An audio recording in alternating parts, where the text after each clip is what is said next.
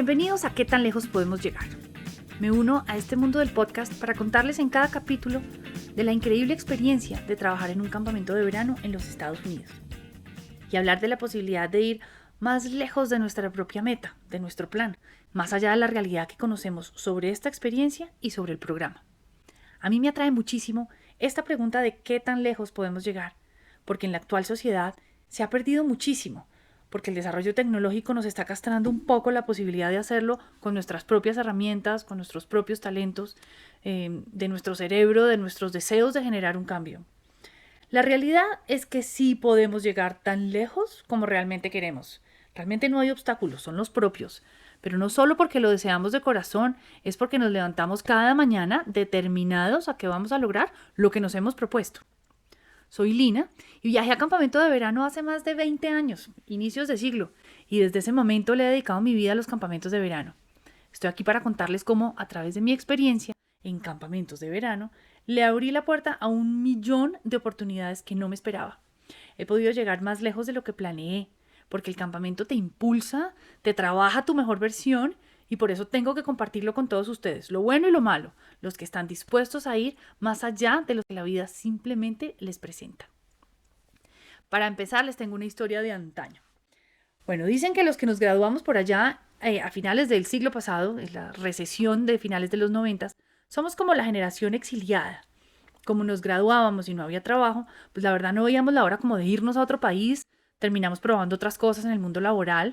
Incluso de mi promoción de graduados de arquitectura, en ese momento solo quedamos en Colombia como el 20%. Algunos ya han regresado, pero la mayoría están por fuera. Todos nos queríamos ir de Colombia. Es que no era muy viable quedarse, la verdad en ese momento era bien difícil. Pero bueno, soy tan de buenas que un día, después de algunos años, mi hermana menor viene y me dice que si la llevo allí cerquita a una charla de un programa de intercambio. Para ese momento, pues el viaje, ella estando en la universidad, sí era más viable.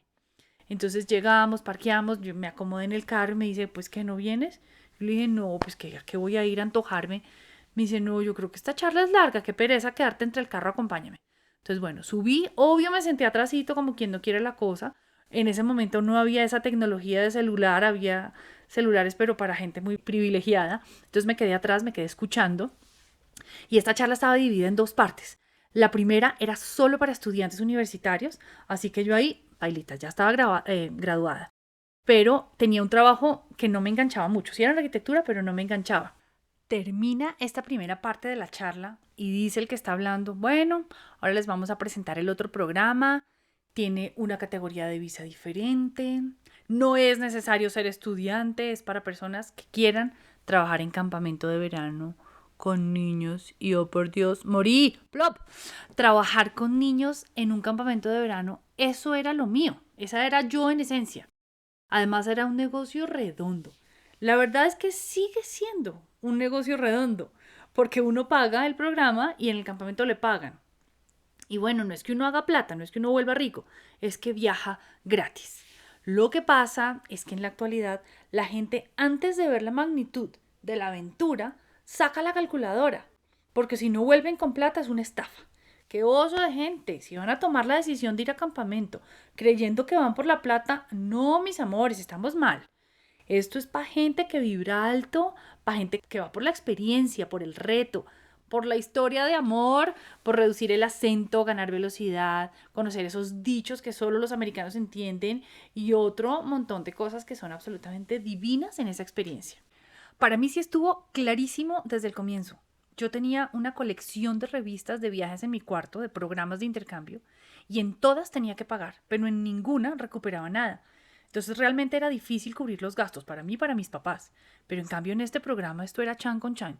Yo vengo, tú pagas, y luego me pagan. Y es que además no solo te traes una maleta llena de buena ropa y de descuento, te traes inglés más fluido. Te desintoxicas de la tecnología. Yo llamo rehabilitación al tema del campamento. Te traes amigos de todo el mundo, una mente abierta, tolerante, porque uno realmente logra conocer otras culturas desde adentro. Te traes una cantidad de historias que por más que pasen los años, las sigues contando y recordando como si fueran ayer. Son súper vívidas. Historias que hacen reír, otras que inspiran a otros y otras que contagian. Y es justo eso, es mi propósito con este podcast, es justamente contagiarlos de esta aventura, inspirarlos a viajar más liviano, a salir de la zona de confort.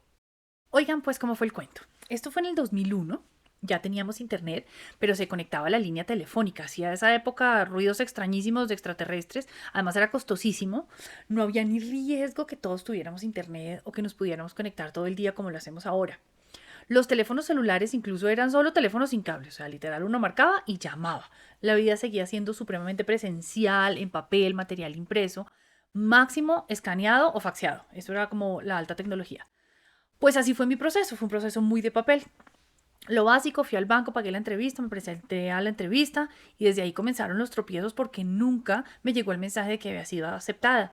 Lo que yo pensé era que mi pinche inglés era tan bajo que no había alcanzado a pasar. Pero si uno no pasaba, le devolvían el dinero. Así que un buen día decidí ir por mi platica. Y apenas que hago la solicitud me aclaran, no, no te podemos devolver, qué pena, es que tú sí pasaste. ¿Qué? ¿Cómo así? ¿Por qué no me avisaron? No, mentira, en esa época no había tanta violencia verbal. Creo que en esa época éramos más pacientes, no nos hablábamos tan fuerte por estos tropiezos. Porque ahora la gente vive muy brava, hombre, y en el campamento uno aprende eso, que hay que no ser tan bravo. El caso es que nos dimos cuenta que el mensaje que me habían mandado no me había llegado. Pero bueno, ahí la pregunta era si aún tenía tiempo para aplicar y me dice la niña de la recepción, pues lo único es que hoy es 1 de abril y hoy cerramos inscripciones. ¿Será que alcanzas? Y le dije, bueno, ¿y qué tengo que hacer? ¿Qué tanto hay que traer? Me saca un formulario de 4 hojas para llenar a mano. Hasta le saqué fotocopias por si me equivocaba.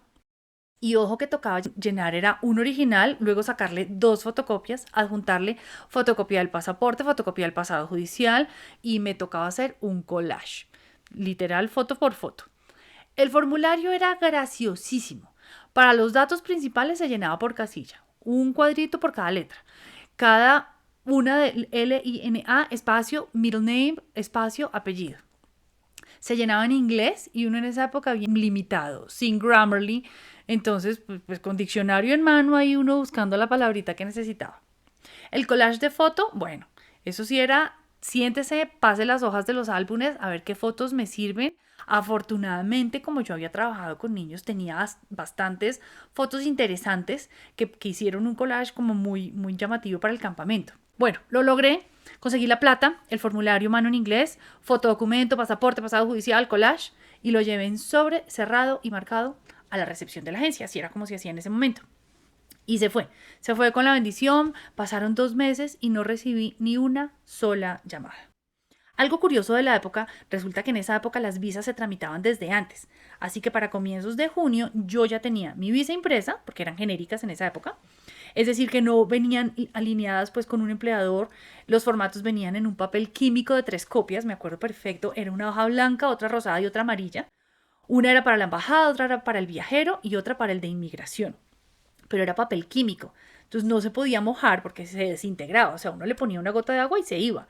No se le podía dejar por ahí en una mesa porque si le apoyabas algo, algún vaso, le quedaba el círculo marcado. Si escribías encima de las hojas, se pasaba las 3 copias. Esto era como un tesoro, lo tratábamos con muchísimo respeto porque daba hasta miedo. Hoy en día es virtual, dichas de la tecnología, nadie sufre este problema. Bueno, volviendo un poco al cuento, a comienzos de junio ya todos habíamos asistido a reunión de orientación. Me habían dado una lista sugerido para empacar, así que para la primera semana de junio también tenía la maleta lista. En esa época la instrucción era, debes estar listo con visa, maleta, porque en cualquier momento te van a llamar y al otro día debes viajar. Pero bueno, ¿qué tal esa espera tan horrible? Uno a diario viendo la maleta ahí empacada en el rincón. En esa época éramos más pacientes, pero aún así ver la maleta a diario generaba un triste decepción. Porque por allá a comienzos de este siglo, la verdad es que aún no se hablaba mucho de ansiedad, pero yo creo que en fondo sí la teníamos. Esa semana dije, ya no más, qué pereza, esa maleta ahí, la mitad de mi ropa empacada, yo voy a desempacar y eso no me va a salir ya nada. Y por fin sonó el pinche teléfono ese viernes 8 de junio del 2001. ¿Saben qué entendí? Que sí había ansiedad, solo que era diferente. Quizá era un poco más mental y no tan emocional como ahora. Yo quería tanto a la fuerza viajar que no dejaba de pensar en eso y en el segundo que solté, las cosas se dieron. Y hoy, con 20 años de experiencia en el mundo de los campamentos, esto aún sigue pasando.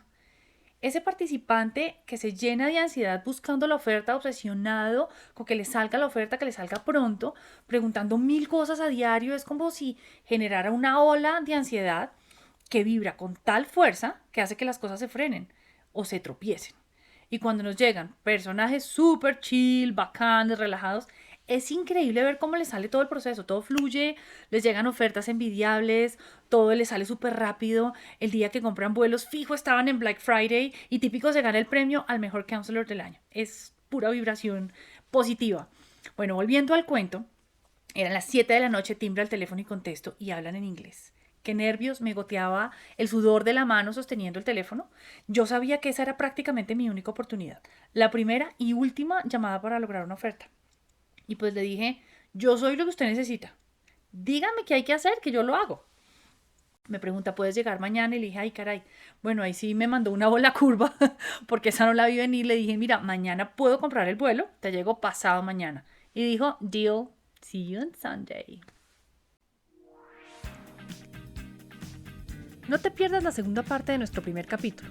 Les contaré en detalle el paso a paso de cómo es el proceso en la actualidad, ahora que ya hemos superado la época de papel y estamos en la era digital.